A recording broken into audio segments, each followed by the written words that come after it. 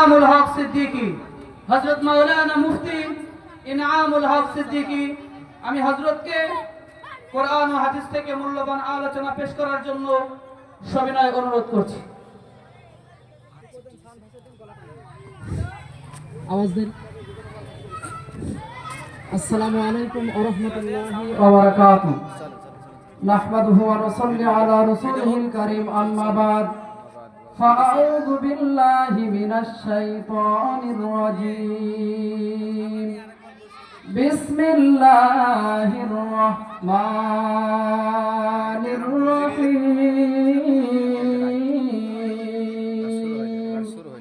ইয়া আইয়ুহাল্লাযীনা আমানুত্তাকুল্লাহা হাক্কা তুকাতিহি ওয়া লা তামুতুন্না ইল্লা ওয়া আনতুম মুসলিমুন।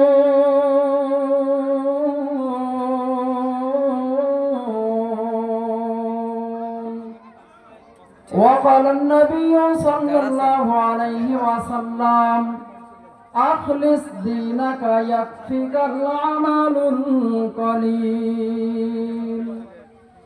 দিবানিশি তোমায় ভেবে হয়েছে ব্যাকুল, তুমি আমার প্রিয় নবী মুহাম্মদ রাসূল, তুমি আমার প্রিয় নবী মুহাম্মদ রাসূল। তোমার নামে দরুদ পড়ে এই ধরনী কুল, তুমি আমার প্রিয় নবী মুহাম্মদ রাসূল, তুমি আমার প্রিয় নবী মুহাম্মদ রাসূল। দূর আরবে এসেছিলে ওগো তুমি মরুর রবি, তোমার নামে কবিতা লেখা যায় কত জানি। দূর আরবে এসেছিলে ওগো তুমি মরুর রবি, তোমার নামে কবিতা লিখে যায় কত কবি। তোমায় পেতে হয়েছি আমি, তোমায় পেতে হয়েছি আমি ব্যাকুল, তুমি আমার প্রিয় নবী মুহাম্মদ রাসূল। আলহামদুলিল্লাহ, আল্লাহ পাকের দরবারে লাখো কোটি শুকরিয়া যে আল্লাহ তাআলা এই ফিতনার জামানা অসংখ্য অগণিত মানুষের মধ্য থেকে আপনাকে আমাকে যাচাই বাছাই করে দ্বীনের মজলিসে বসার তৌফিক দিয়েছেন। সকলে অন্তর খুলে বলে আলহামদুলিল্লাহ। লক্ষ কোটি দরুদ সালাম বর্ষিত হোক বিশ্ব মানবতার কাণ্ডের মুহাম্মদ রাসূলুল্লাহ, সকলে দিল থেকে বলেন সাল্লাল্লাহু আলাইহি ওয়াসাল্লাম। লক্ষ্মীপুরের মুসলমান আমরা অনেকে রাস্তায় ঘোরাফেরা করছি, আমরা দ্রুত মাহফিলের প্যান্ডেলে চলে আসি। আমি যে আয়াতে কারিমা আপনাদের সামনে পাঠ করেছি, আল্লাহ বলেন আমাকে ভয় করো, ভয় করার মতো মুসলমান না হয়ে অন্ধকার কবরে যাও না, প্রকৃত মুসলমান হইয়া অন্ধকার কবরে যাও। মুসলমান ইমানদার, আজ যদি আমি আপনি দুনিয়ার জমিনে তাকায় দেখি প্রত্যেকটা জায়গায় সেক্টরে গুনাহ আর গুনাহ। তার গুনাহের মূল কারণ হলো মোবাইল নামের গজব, কথা বলেন ঠিক কিনা? এই জন্য বাংলার জমিনে প্রত্যেকটা মানুষ, শিশু বাচ্চা থেকে নিয়ে বৃদ্ধ পর্যন্ত মোবাইলের প্রতি আজ আমরা বড় আসক্ত আছি, কথা বলেন ঠিক কিনা? এই জন্য কবি বলেন জামানা মোবাইলে খাইছে, জামানা মোবাইলে খাইছে, ঠিক কিনা বলেন? ওরে জামানা মোবাইলে খাইছে, জামানা মোবাইলে খাইছে। ওরে অল্প বয়সের পোলা মাইয়া প্রেমে জড়াইছে, জামানা মোবাইলে খাইছে, জামানা মোবাইলে খাইছে। ওরে রেডিও থইয়া ট্যাপ আসিল, ট্যাপ থইয়া টিভি, টিভি থইয়া মোবাইল আইলো, যা খুশি তা পাবি। আরে ওই সমস্ত জিনিস দেখা নেশাই মেতেছে, জামানা মোবাইলে খাইছে, জামানা মোবাইলে খাইছে, কথা বলেন ঠিক কিনা? ওরে লক্ষ্মীপুরের মুসলমান যুবক ভাই, আজ মোবাইলের দ্বারা এত পরিমাণ আপনার আমার অন্যায় হয়ে যাচ্ছে। যেই মোবাইল দ্বারা ভালো কিছু হওয়ার আশা ছিল, এই মোবাইল নিয়ে বান্দা আজ স্ত্রী আর স্বামীর ভিতরে ফাটল সৃষ্টি হচ্ছে, খবর নাই। মোবাইলে ব্রেন নষ্ট করতেছে, খবর নাই। মস্তিষ্ক বিকৃত হচ্ছে, খবর নাই। এর যুবক ভাই গো, আজ মোবাইল নামের গজব থেকে হেফাজতে থাকো, তাহলে সমস্ত ইবাদতের প্রতি তোমার একটা মহাব্বত এসে যাবে। এই জন্য কোরআনে কারিম অনুযায়ী নিজের জীবন যাপন করা, আল্লাহকে ভয় করা।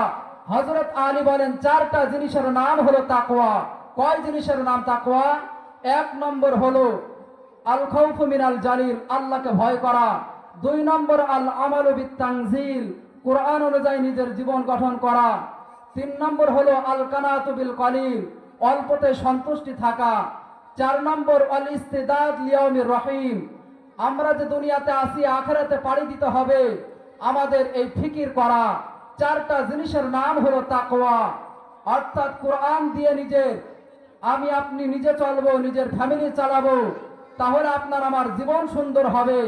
কিন্তু আজ কোরআন না থাকার ফলে আমি বলি, প্রত্যেকটা গ্রাম, প্রত্যেকটা থানা, প্রত্যেকটা পার্লামেন্ট, এমনকি পার্লামেন্ট পর্যন্ত কোরআনের আইন যদি চালু হয়ে যাইতো, এই জমিনের মধ্যে কোনো নাস্তিক থাকতে পারতো না, কোনো মুরতাদ থাকতে পারতো না, এই জমিনের মধ্যে কোনো আলেম ওলামার দুশমন থাকতে পারতো না।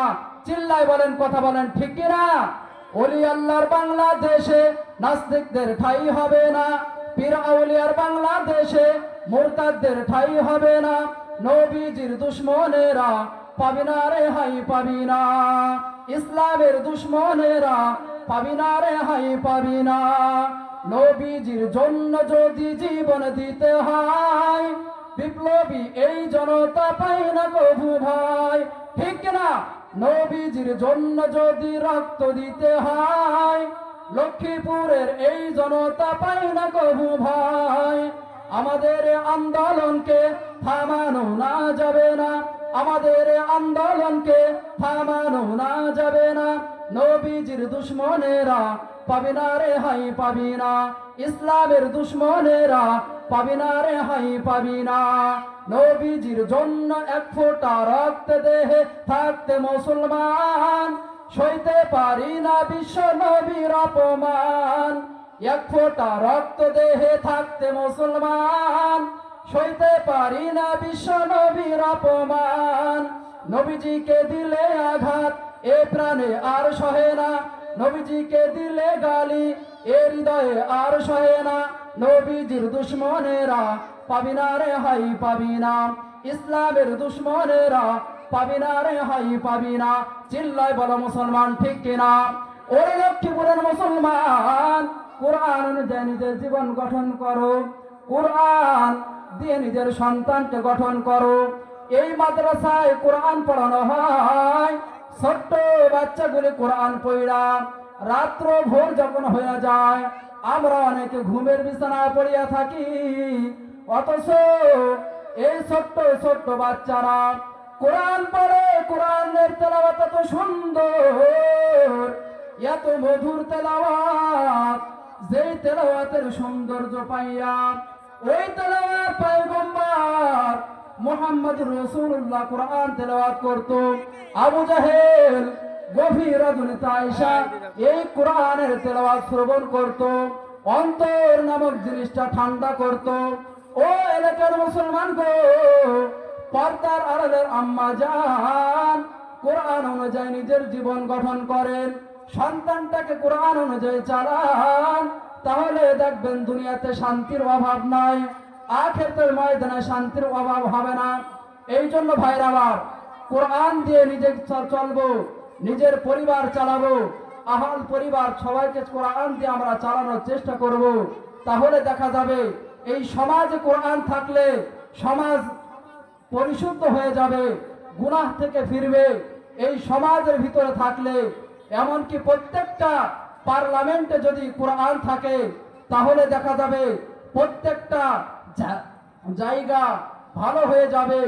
এমনকি মানুষ মদের থেকে ফিরে আসবে, মানুষ গাঞ্জার থেকে ফিরে আসবে, মানুষ খারাপ কাজ থেকে ফিরে আসবে, জিনাহের থেকে ফিরবে।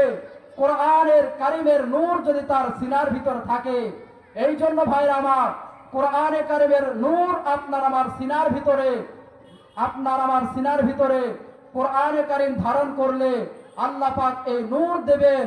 আর নূর দেওয়ার ফলে আপনি সুদের থেকে ফিরবেন, ঘুষের থেকে ফিরবেন, জিনাহের থেকে ফিরবেন, অন্যায় কাজের থেকে ফিরবেন। এটা হলো কোরআনের দাবি। কিন্তু আজ কোরআন আমরা শিখি না, শেখার চেষ্টাও করি না, আগ্রহ করে কোরআন শিখতে চাই না। ভাইরা আমার, আর কতদিন? কবরের ডাক যদি আপনার আমার এসে যায়, তাহলে আমি আপনি অন্ধকার কবরে চলে যাব। কথা বলেন ঠিক কিনা? এই জন্য কবরে যাওয়ার আগে নিজে সাবধান হন, নিজের সন্তানকে সাবধান করেন। আল্লাহ পাক বলেন কু আনফুসাকুম ওয়া আহলিকুম নারা। আল্লাহ পাক বলেন নিজে জাহান্নাম থেকে বাঁচো, সন্তানকে বাঁচাও। কেন বাঁচাইবা? আল্লাহ পাক রব্বুল আলামিন আল্লাহ পাক রব্বুল আলামিন কোরআনে কারীমের তেলাওয়াত শ্রবণ করার দ্বারা আল্লাহ আপনার আমার দিলের ভিতরে একটা নূর পয়দা করিয়া দেন, এবং কোরআন কারীম শিখার দ্বারা আল্লাহ পাক আপনার আমার দিলের ভিতরে নূর পয়দা করে দেন। যে নূর হেদায়েতের নূর।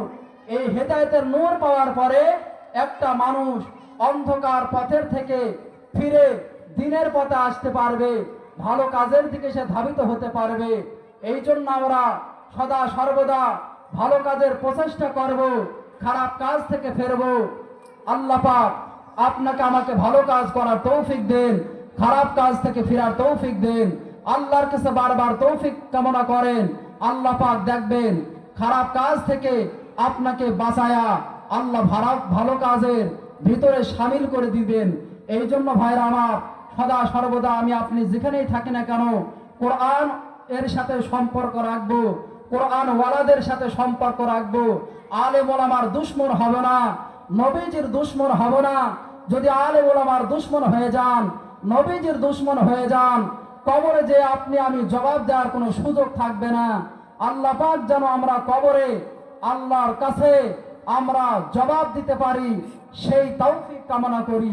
আল্লাহ পাক সকলকে সেই তৌফিক দান করেন। সকল বলেন আমিন। ওয়া আখিরু দাওয়ানা আলহামদুলিল্লাহি রাব্বিল আলামিন।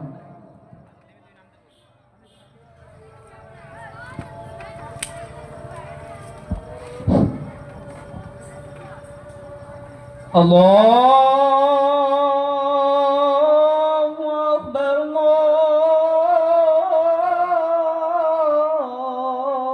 আল্লাহু আকবার, আল্লাহ